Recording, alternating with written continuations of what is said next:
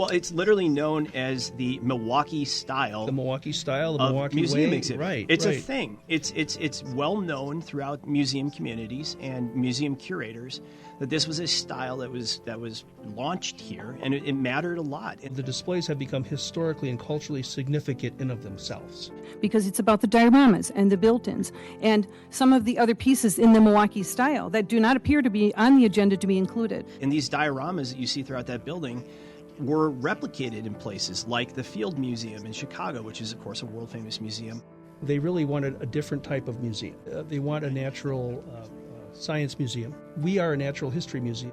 And they were talking about the plans to destroy the Milwaukee County Museum and replace it with a new facility at the cost of, claimed to be, about $250 million.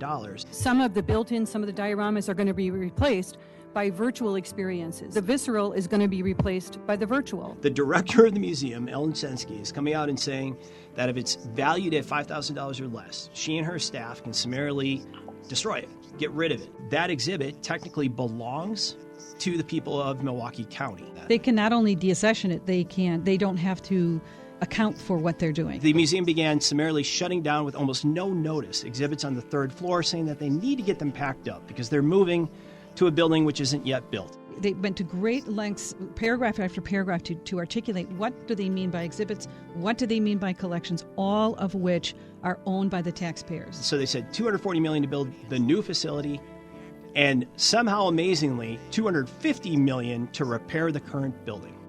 Several of the exhibits have not been updated since the building opened in the 1960s, are culturally and scientifically outdated, and by renovating only 2 exhibits, the concept of remaining in the building fails to achieve Milwaukee County's racial equity outcomes.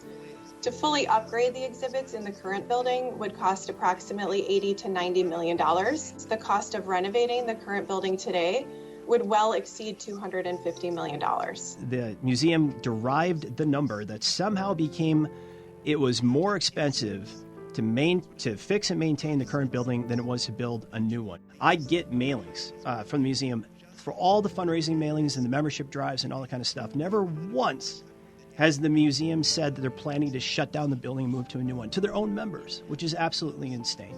Ultimately, 2 things can be true. You can have a new museum, but we want to preserve Milwaukee's heritage. All we want is an opportunity to be at the table as these decisions are being made.